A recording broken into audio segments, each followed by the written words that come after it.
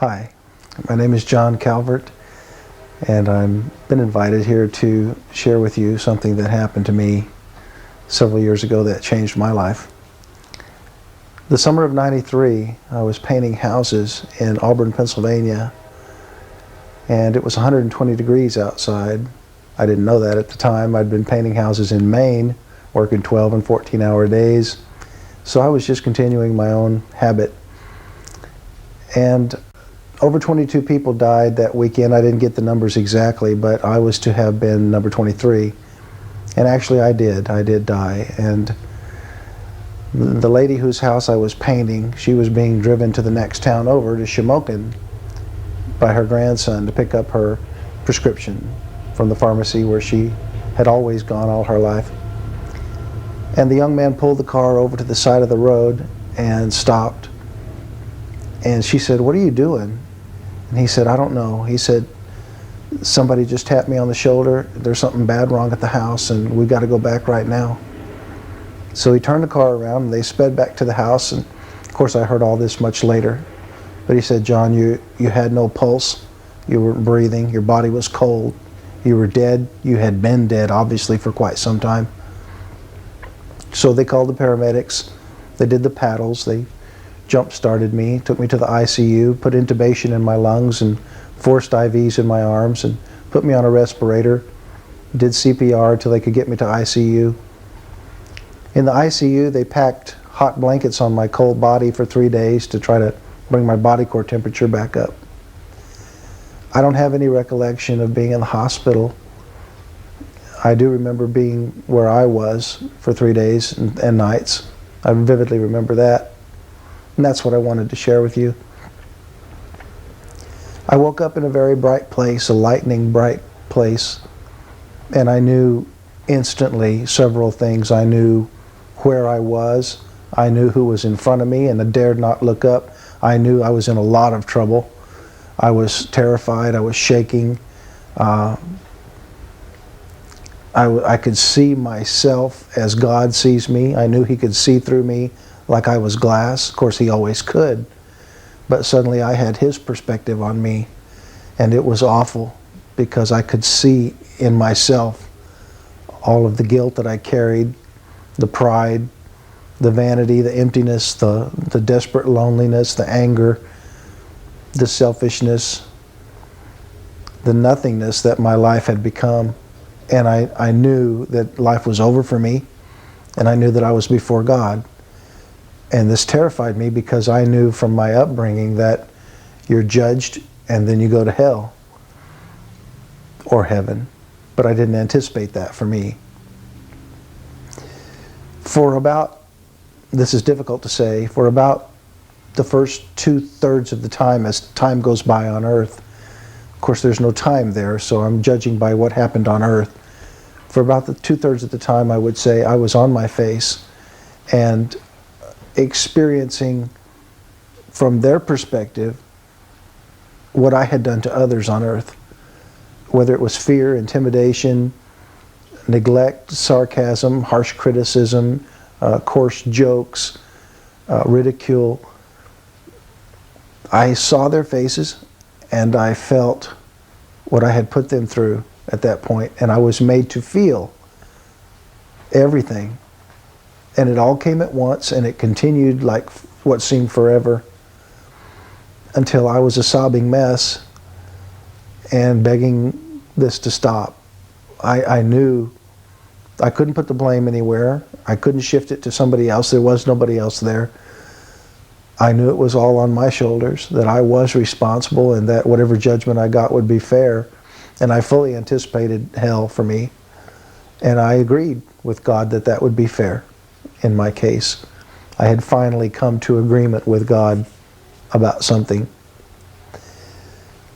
I begged it to stop, and I said, "Please stop. I can't stand this anymore. I can't take anymore. I get it. I understand. And I'm sorry. I'm really and truly sorry." And at that point it did stop, and the remorse and the anguish kind of drifted away, and I became calm in my spirit, and I heard a voice say to me, "You have not fulfilled your purpose here." And I said, what was my purpose? It was like a knee-jerk reaction. It was like I didn't really think about it. But I did want to know. I was curious. I didn't have a clue. I truly didn't have a clue how to live, what life was about, what it was to be a man, or what my goals or purpose could have been. So I said, what was my purpose? And this voice said to me, the same as every man. You were put on the earth to take care of the earth. And come to find out later, Adam did tend the garden and keep it. Even before the fall, he had work to do. We as men are here to take care of the earth. It's one of our responsibilities as men. And that was very personal. He said, you're not to strip mine the earth, you're not to pollute the earth, you're not to destroy your home. And I was being indicted because I was responsible. I was a litterer. I was one that didn't care about nature or environment at all. And this was a beautiful home that God had created for me to live and enjoy. And he said, secondly, you're here for the animals. They look up to you. You're the one with the spirit. You're the one with reason, with intelligence, with the strength to change things, the ability to protect them and take care of them and do for them. They don't have that ability. And yet you destroy species after species. And I knew that I was responsible, partly responsible. I had hunted for sport. I had no concern for animals. I never showed any compassion for animals. I didn't have any compassion for animals or men. And he said, thirdly, and most importantly, you're here for each other. And you, this imperative, you, I sent to be part of the answer. You've just been part of the problem. And I couldn't do anything with that because it was on my shoulders. And I was just grieving over it. But this faded away too, and he began to try to teach me. He began to start like a fresh beginning to teach me. And why, I didn't understand at the time, but I couldn't get it. It's like a professor trying to illustrate geometry to a 2-year-old.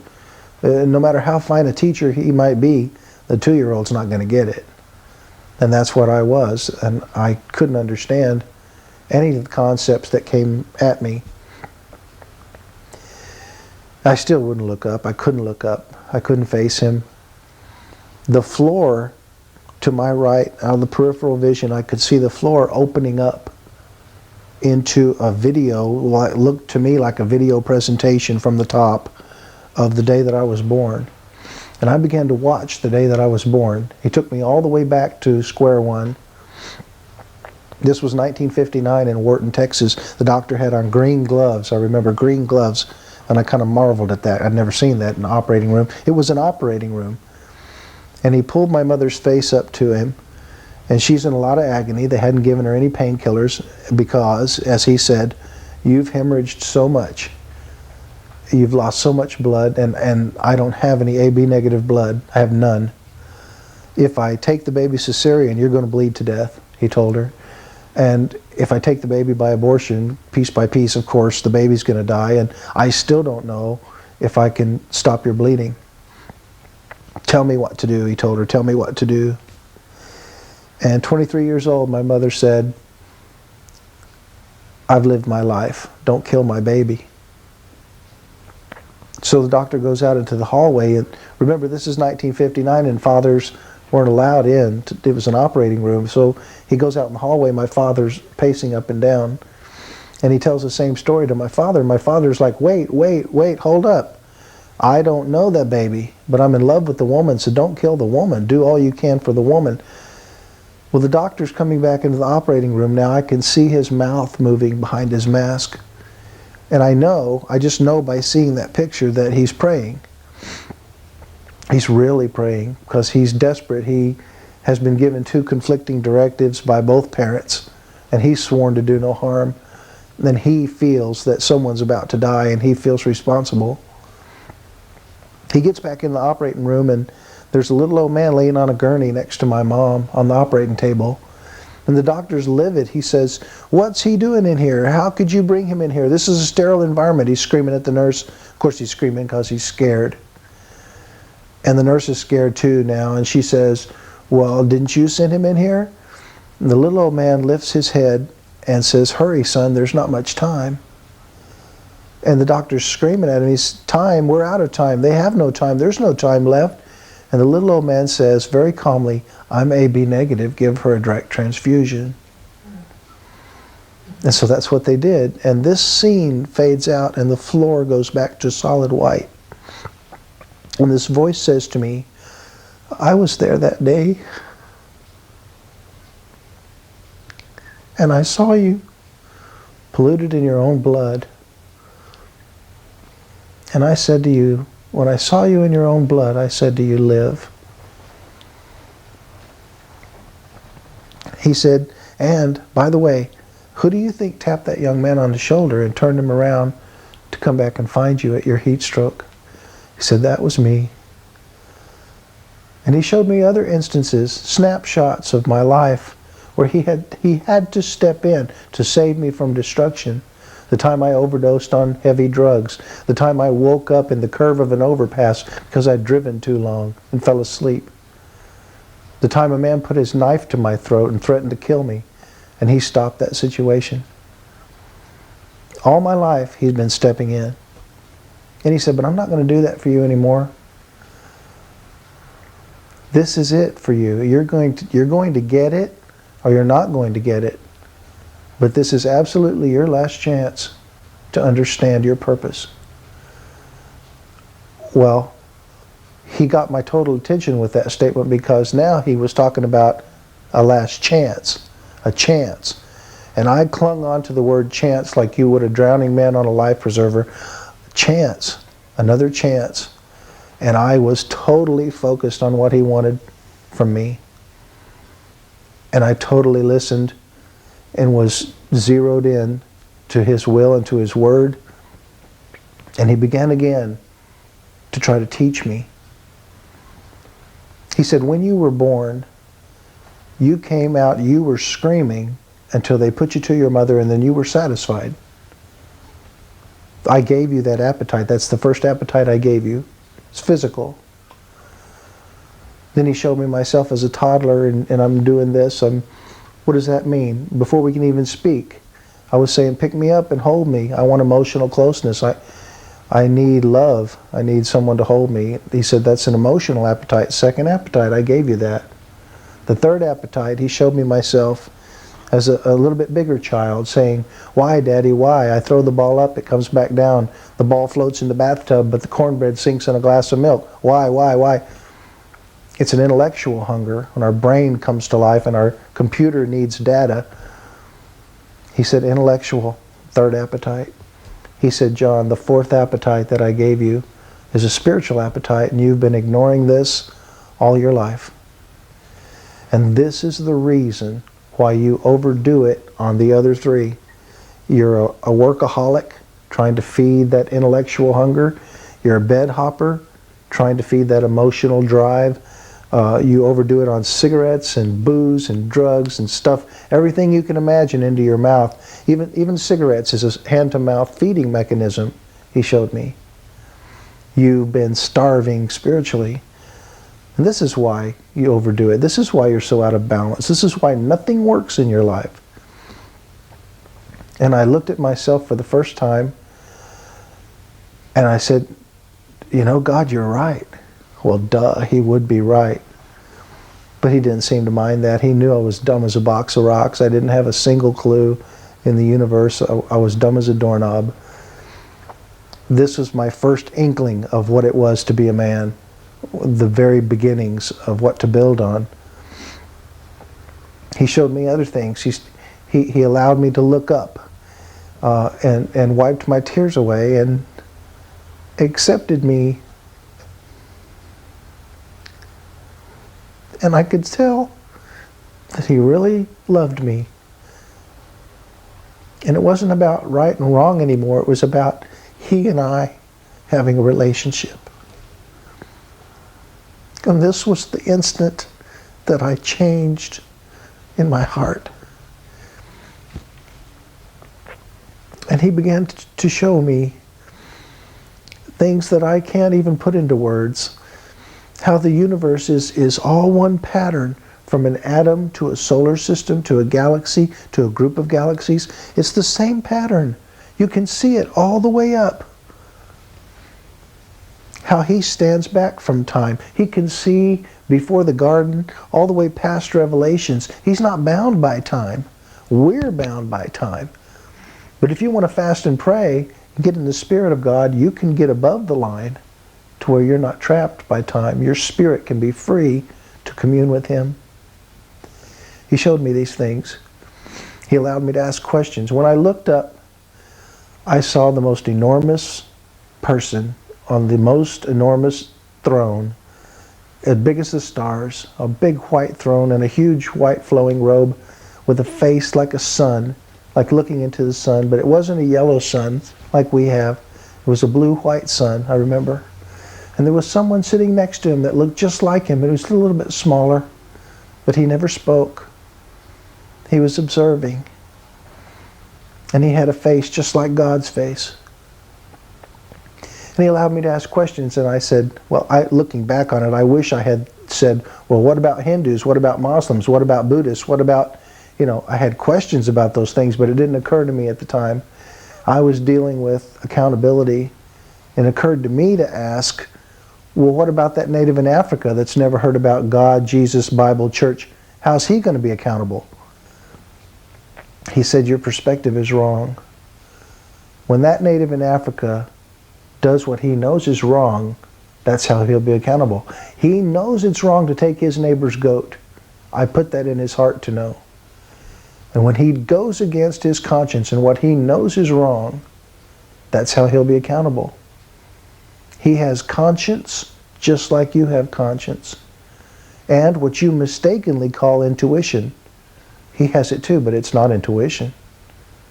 When you leave the house and think, oh, I better get my keys, or I better get my driver's license, or I better get this or that, and then you decide, no, I don't have time. And you rush off, and then the policeman pulls you over for a broken tail light, and you don't have your license. And you say, and I say, I knew that was going to happen. Why? Because he knew, and he was trying to tell you, but you just didn't listen. Women, when they're in the room with the wrong kind of man, they get this sick feeling, I better get out of here, I'm not safe here, I don't feel right here. Why? Because that's God trying to speak to you, to protect you. Men are given a greater physical strength to protect and defend. Women are given that greater voice of God to protect and defend. And when I fail to listen to my wife's intuition, what I call intuition, I suffer for it because she was put there to help me. Well, he went on. He said, when you receive the one that I will send for you, it will not be 50-50, as you've learned from man. This is not my will. It will be 100%, 100%. You will totally devote yourself to her wants, her needs, her occupational needs, her educational needs, her medical needs. You will delight and surprise and romance her, her clothing, her jewelry, everything about her. Attention, consideration. This will motivate her to seek for ways to serve you, and you will both be free from selfishness. And this kind of a relationship is the only way to represent Christ and His church, or my relationship with you.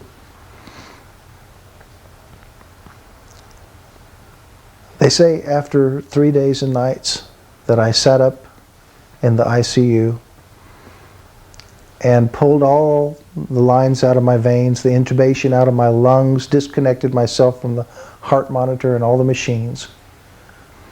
Because he had told me, your body cannot survive much longer without your spirit. I didn't really understand that, but all of a sudden I was back in the hospital. I don't remember this either because I was not well in my head. I was sick. A heat stroke is a literal stroke. I lost all of my childhood memories. Took me a year to learn how to walk and talk again. But I pulled out all of these machines and walked out into the emergency room and scribbled my name on a release form, they say. Walked out into the parking lot in my beautiful new hospital gown. I thank God I have no recollection of that day. And a pastor that I didn't know corralled me. He had been sent by a friend to pray with me. And he corralled me and took me to his home. I was there 6 weeks before I came back to myself, my senses. And when I woke up and came to myself again, I was in a little white chapel service on a hill in Auburn, Pennsylvania, surrounded by people I'd never met, sitting next to this pastor I didn't know, wearing a brown suit that wasn't mine. But I thought, hey, after what I've been through, this really isn't all that weird. I decided to go with it. I knew I was back on earth, and I was alive, and I had another chance to live for God. And a little old man was looking down at me saying, Brother Calvert, will you bring our message this morning? Now remember, this is a stroke. I couldn't lift my head. I couldn't lift my right arm. I had to drag my right leg. I couldn't speak right. And I kind of peered up at him like this and I said, are you talking to me? I couldn't believe he was talking to me. And I heard a little voice in my heart that said, remember. And I was thrilled with joy at that point because I did remember. And because I could hear his voice in my heart. And I've been able to hear that voice ever since.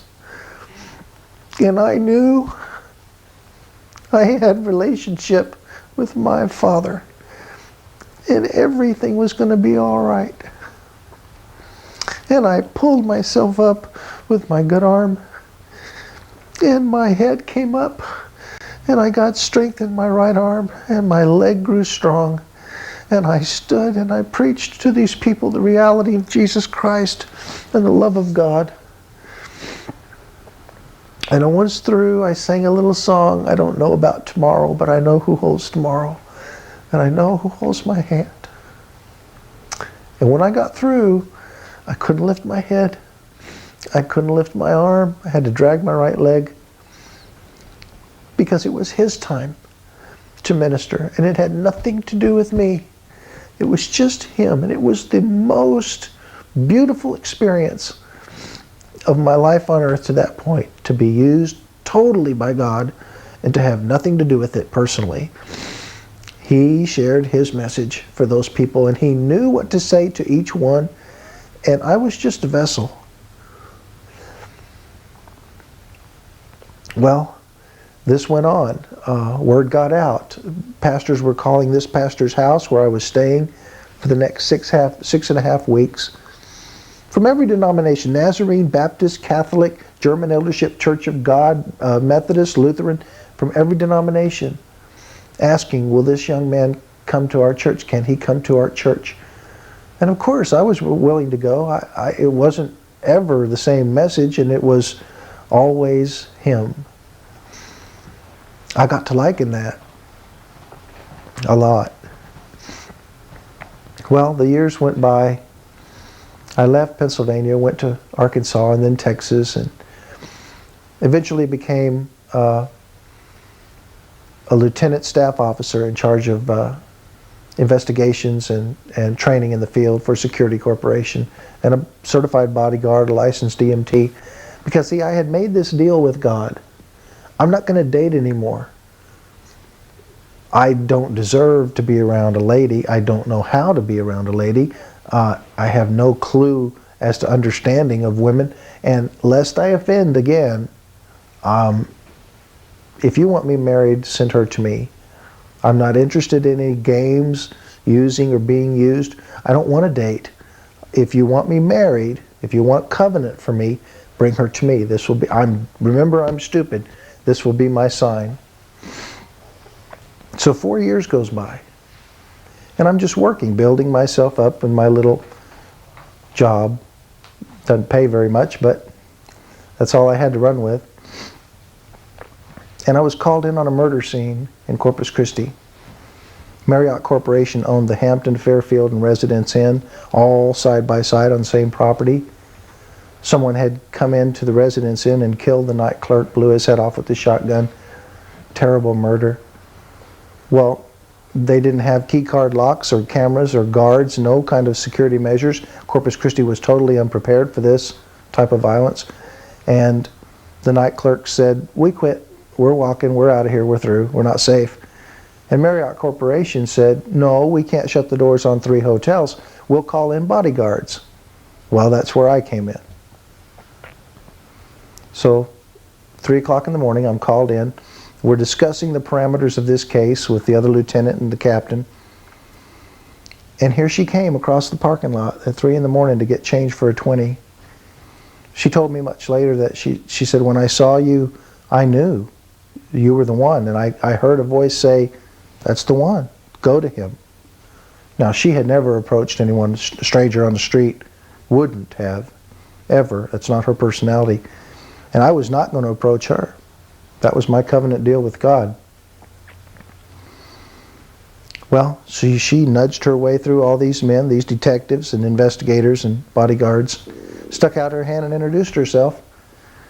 And I got lost in her eyes and felt an electric shock from her hand, and my captain nudged me and said, "Hey, we got work to do." And then I was assigned to her for 3 months. Now, it still didn't dawn on me that God had done something here. I didn't have a clue. Remember, I'm stupid. And so about 3 weeks later, as I got to know this girl in the workplace, with no sexual politics or dating or any of that, got to know her by spending so much time with her as her bodyguard, it began to dawn on me in reflection, hey, she came to me. And she came directly to me through this crowd of people. This could be the one. And I had to face that. I had to deal with that.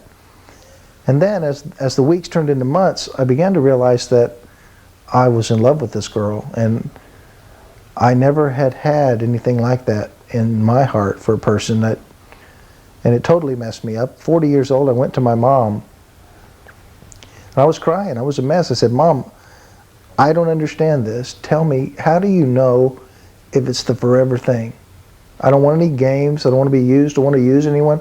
How do you know if it's the forever love?" And she was quiet a long time.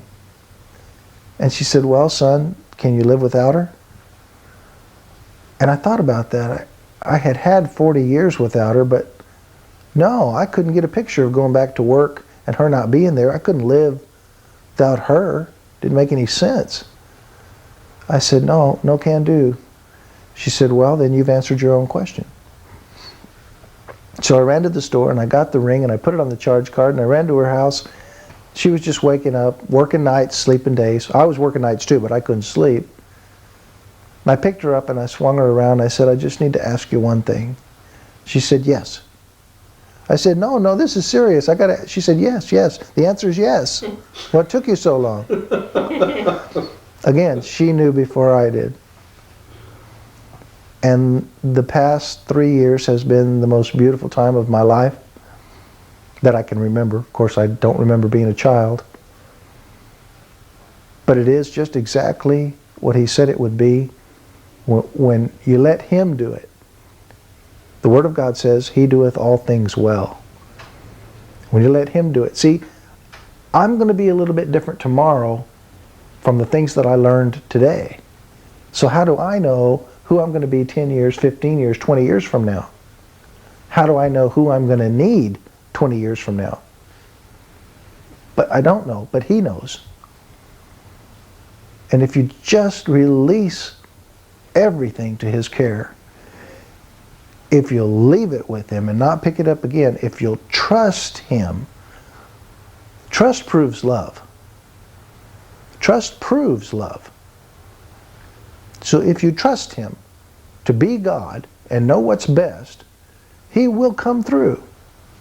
And it'll be so much more beautiful than you could ever do on your own. This is what I learned, along with the rest. But I think it's important now that I clarify something. I don't consider myself to be anything special for several reasons, not the least of which is I wasted 35 years. That's nothing to be proud of. And because I hear God's voice in my heart, that's nothing unusual either for Christians. If you're not a Christian, what happens is, when you're born again, Christ comes into you and sups with you, and you with Him. There's relationship there. But Jesus said, my sheep know my voice. They know me. They hear my voice. They follow me. This is not an unusual position to be in. There are thousands, maybe millions of Christians around the world that hear the same voice that I hear. This just happened to be my conversion experience. But it's not anything that's unavailable to you. This is His will for you as well. He wants relationship with everyone. God is not willing that any should perish. He made you. He died for you. He loves you. You may not be regenerated, you may not be born again, but you're still a child made by God, and to Him you'll always be a child. See, I didn't realize until that day before Him that His impression of me really mattered. One of the things He said to me was, you think I've been angry with you all your life. And I didn't even realize that I felt that way, but I looked inside, and sure enough, He was right again. I had a perspective of this angry God with a trident and a big white beard dangling me over the flames of hell, about to drop me at any moment. Probably from my upbringing. He said, I've not been angry with you. I've been disappointed in you. And I never knew until that instant that it was vitally important to me how He felt about me. Apart from going to hell, apart from judgment, apart from any right and wrongs or rewards or crowns, it's basically, fundamentally, the most important thing to me, how God, my Father that made me, feels about me. This is fundamental to every person on earth. We are created that way. We didn't come from monkeys. We came from the creation of God. And there's a part in us that's missing until we reconnect with Him and find relationship with Him again through Jesus Christ. There's no other bridge that will bring you to God. There's no other sacrifice that can pay for what you've done, for what I've done. There's no other miracle that can complete you, fulfill you, and fulfill your eternal destiny. You'll never truly be happy. Never truly happy until you find your purpose here. First thing He said to me, you have not fulfilled your purpose here. I didn't even know what my purpose was, and could not know until I found relationship with Him and could communicate and commune with Him. And He could reveal to me my purpose. See, you have a specific purpose. You're going to see people that I'll never see. You're going to touch lives that I'll never touch. You're on your own mission. And no one else can fulfill your duties but you. That's what's so beautiful about you being you. You are special. But there's a fulfillment there that you've got to find. For your sake, for His sake, for the world's sake. You were put here for a reason, to help. Well, since that time, I've heard that voice countless times. Just the day-to-day living. I'll be driving down the freeway, and He'll say, stop, get off, turn around and go back. I hear it, and I do it. I know better than to disobey that voice. I don't want to disobey it. That's part of my relationship responsibilities. So I get off and I turn around and I go back, and He points her out, that little black lady digging in the trash can over there, gathering up cans. Go give to her. I hear this. So I go over to the convenience store, I pull up and park, get out, hand the lady $20. That's all I had on me. She begins to cry. Oh, my Social Security check got lost. They were going to turn off my heat. I've been praying about this. I said, well, He's been listening. He's been listening. He told me to come and give it to you. It's just that simple. Sitting on the couch watching a praise service, and I hear the voice, get up and go out. I'm out the door, pulling on my tennis shoes and out the door. I said, beech nut or Bissonnet? He said, Bissonnet. This was in Houston. So I'm walking down this dark street alone in Bissonnet, Houston. And here came a streetwalker, young girl, up to me. I don't know what she was thinking, but she approached me with a smile, and I just looked at her and said, don't you think it's time you had a relationship with Jesus? And like a little child, she looked up at me and said, yes. The tears started to come, and then something came over her eyes. The demon within, the devil that was tormenting her with prostitution, the bondage she was under, and she became frightened to death of me, like I was attacking her, and ran screaming into a wrought iron gate, trying to run through this locked wrought iron gate. It wasn't me, it was the Spirit of Christ that was tormenting not her, but the evil spirit that had control of her. And before I turned around and left, I said, remember, He sent me to you. Just remember, He sent me to you. I became a flight attendant. I've flown for a couple of different airlines. Most recently, I flew international for a very large airline. Sitting on the jump seat, it was grieving my spirit to hear these other flight attendants want to share their lifestyles of ungodliness and their coarse jokes, and just became grieving to my spirit. Because I care about them. I have a concern for their soul, but I can't communicate the love of God while they're involved in lewd talking and filth. So eventually my wife just said, John, why don't you put the shoe on the other foot? You know, why don't you smarten up? Why don't you share your lifestyle with them? You're proactive as a flight attendant. Why don't you get proactive with people on their personal level? Be first. I thought, well, why did I have to hear that from her? I should have figured that out. See, but He sent me her. He sent me her. I needed to hear it. So then I began to share what happened to me in '93. And whoever didn't want to listen would get up and leave. Or they would tune me out, or they'd tell me, you know, I don't believe that, I'm not interested in that. And I'd shut up. But many times, I'd look at them and the tears are just rolling down their face. Because really, in their heart, they wanted what I had. Restored relationship with their Father. And one man that was living an aberrant lifestyle, he said to me, you know, you've made me rethink my whole life. You've made me re-examine what I believe. I don't think I believe what I thought I believed. I said, well, that's the start. You know, God's just waiting to hear from you anytime. And while we're on that, God will take anything you bring Him. He'll take your anger. You can be angry. He'll take your disappointment. You can sob out to Him. You can cry out to Him. You can be sad. It's okay. God will take your praise. He'll take your adoration. He'll take your frustration. He'll take your needs, the problems that you're experiencing, your financial hardship, your marriage problems. He'll take anything you bring Him. He just wants you to bring Him. Just come to Him. Relationship. Well, eventually I met this flight attendant named Krist. And after she heard the story, she said, would you mind coming to my house and sharing this, what happened to you, with some friends of mine? I'll have a little barbecue and you can... I said, sure.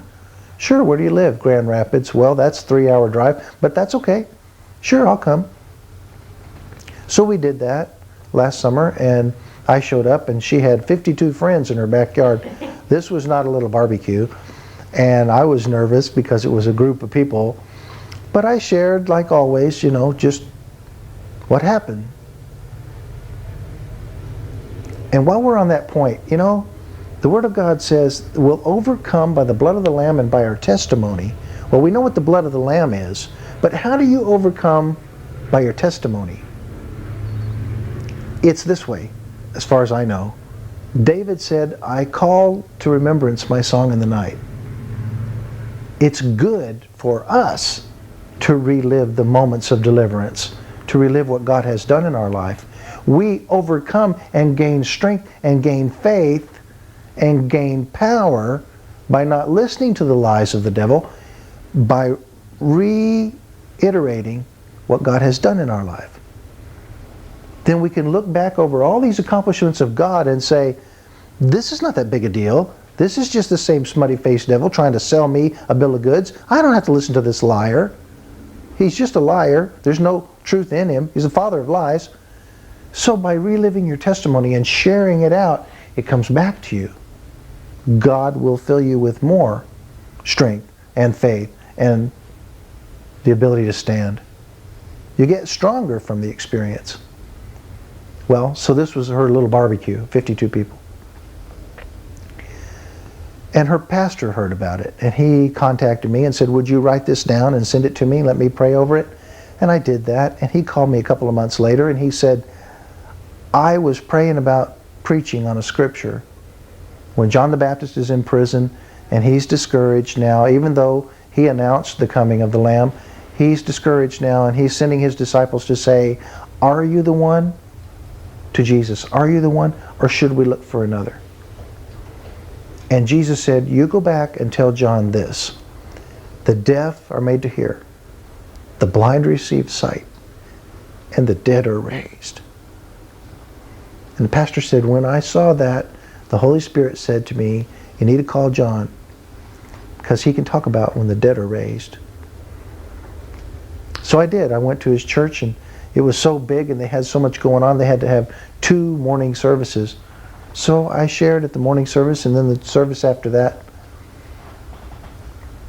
But it all came clear for me after the service. We ministered to some people, prayed with some people, and everybody was gone except for one teenage boy sitting in the very back in the middle, had his head down, obviously waiting to be ministered to, waiting very patiently, very politely, until the pastor and I would come down that center aisle, and he knew we would stop and deal with him.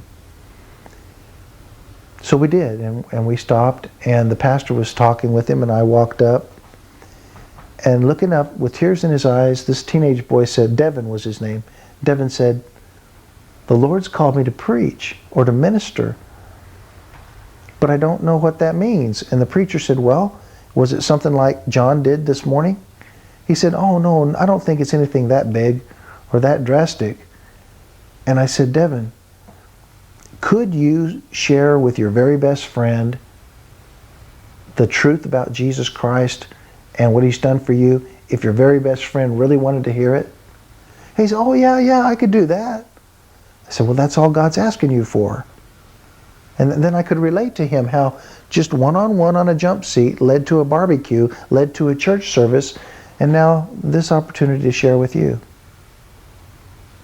See, if you're faithful in the little things, God will give you more. It's like the parable of the talents.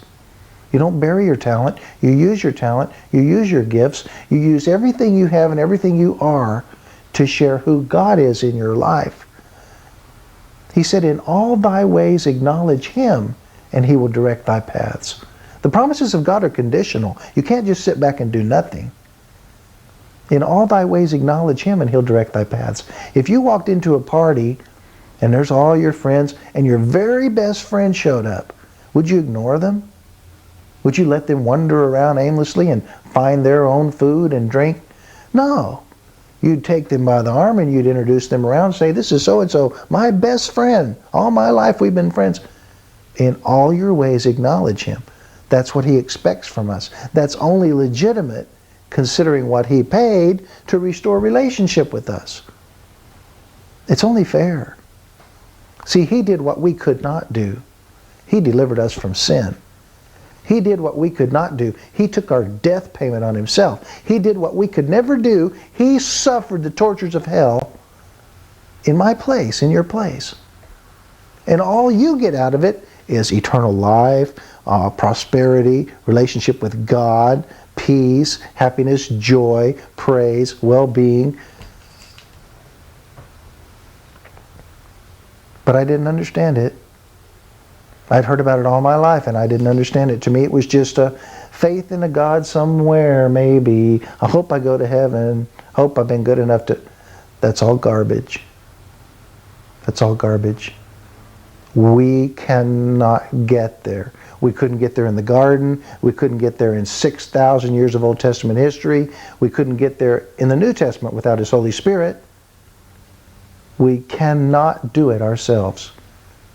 So God sent His Son, that whosoever believeth in Him should not perish, but have everlasting life.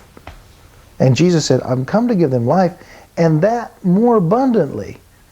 It's not just, I'm kind of happy. No, it's, I'm really fulfilled here. It's abundant life. It's more life than you need, more life than you can use. You have to give it away. You got extra life in you. What are you going to do with it all? You have to give it away. You want to reach out, not just to the planet, not just to the animals, to each other. See, if we had the love of Christ around this world, be a lot less dying. Be a lot less warring, killing.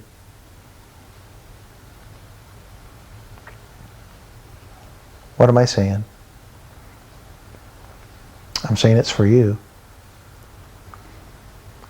See, I never would have believed it until He pointed out to me that He loves me. And if you'll just get quiet long enough, if you'll take a glimpse in His Word, anywhere in His Word, if you'll just point your ears and listen, you'll hear it. He loves you. And He loves you unconditionally, just the way you are. You don't have to clean up first. You can anyway. Come just as you are. And your whole life begins from that point. Everything you were meant to be will be fulfilled by a power not your own.